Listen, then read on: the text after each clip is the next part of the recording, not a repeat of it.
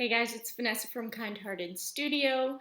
Today I have actually had a request from one of our viewers if we could do a vase of flowers with some soft chalk pastels. So if you have any of these materials and you want to follow along, please feel free to do so. I've never done soft pastels on a video before, so we'll see how it goes.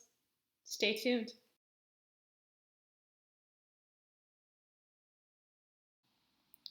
All right, so here we have it. I have my colors here beside me, and so what I'm going to do is I'm just going to use my piece of chalk just to kind of map out where I want things to go. And so if I look at my page, I want to leave kind of this border of black around it. So if I make a little bit of a square just so I can know where to place my images. Now halfway, I'm going to break that square up into half, okay? So I'm coming across and I'm going to divide it. So this is where my vase is going to sit. So I can do this kind of oval shape for my vase. And then I can start to build it up a little bit. So I want it to round out and come down like so. And my bottom is going to curve like so. So there's just a very rough detail.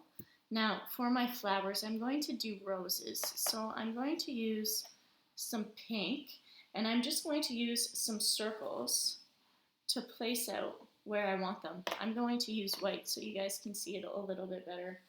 So there's 1, 2, I'm going to put 3 over here, and 4, 5. So it's kind of like a triangle going up. Yeah, that'll work. So in working with soft pastels, they can be very, very messy, and so you don't want to be smudging your hand across. So you want to kind of start at the top and work down. With our roses, what we're going to do is we're going to go back into the pink. I'm going to leave a little bit of a black center. And for our roses, I'm going to start here at the top, and I'm just going to kind of leave a black center, and I'm just making these marks around like so. I'm going to take some red, and I'm going to come in between.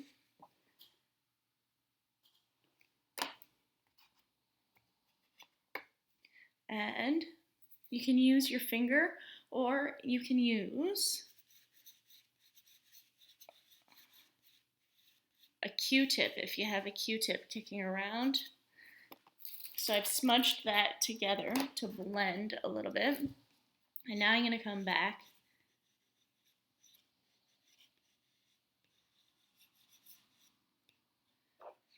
and just add some more lines around.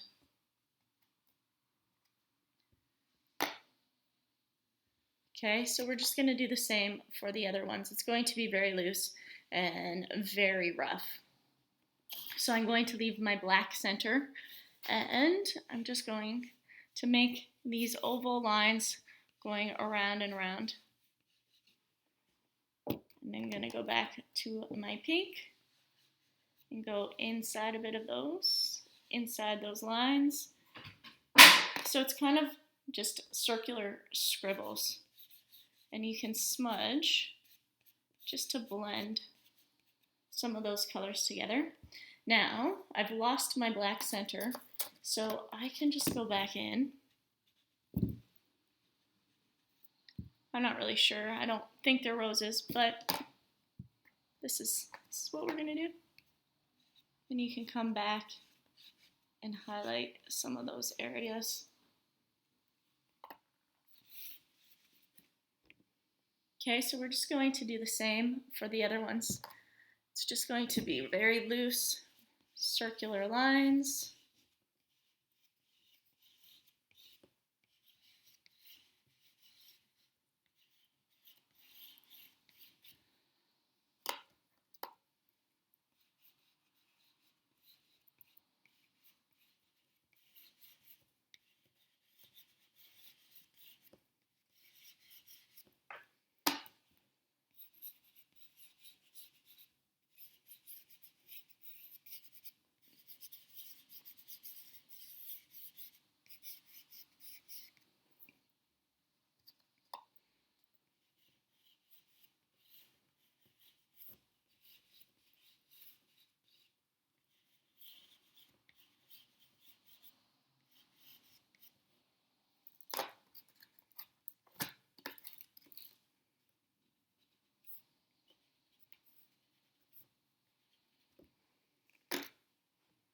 There's our flowers.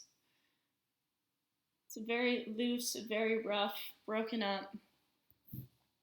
And from there, we're gonna color in our vase. So we're going to use the white and I'm gonna color in all of it. And by using this side, you can cover more surface. Okay, so I've colored it roughly. Make sure your finger's clean. And then you're gonna smudge.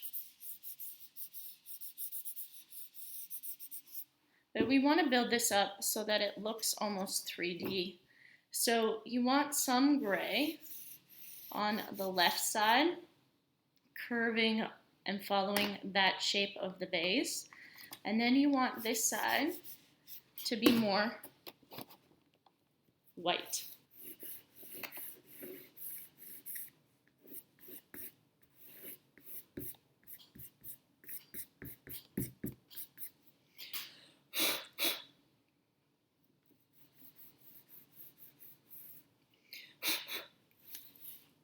So I'm not getting a whole lot of variation in terms of shadow on this side. So I'm going to take a little bit of black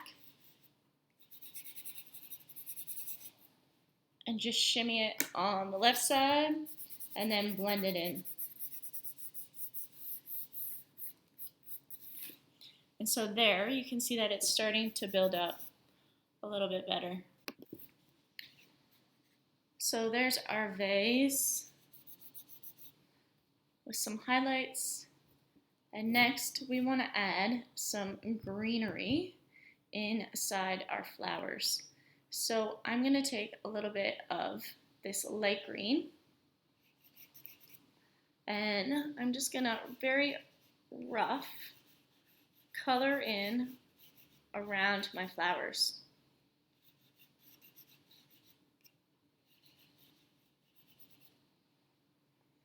Okay, and then I'm going to smudge that, being very careful that I don't get too close to my roses. So this is where a Q-tip would be very beneficial. And so from there, I'm going to build that up even more. It's looking a little lopsided. So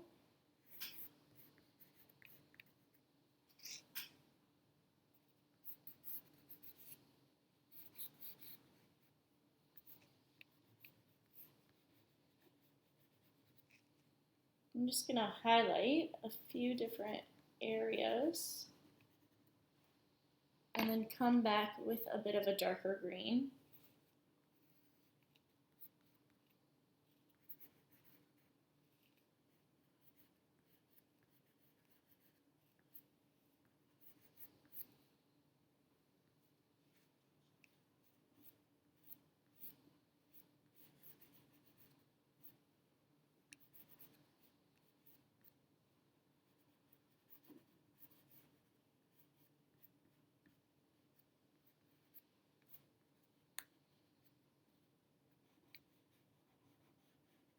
So I'm adding some dark green underneath these highlighted areas.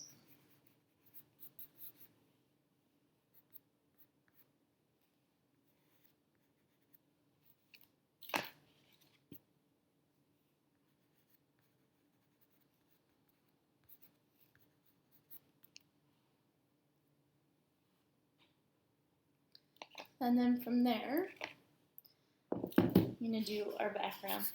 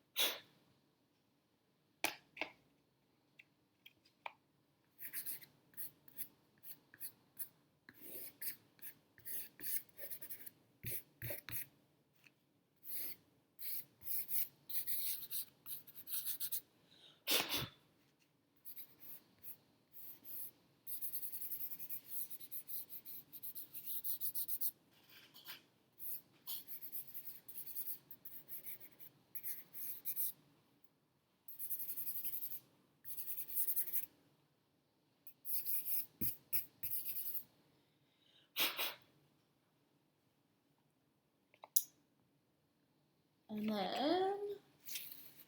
I'm going to take a little bit of black and create a shadow right behind it.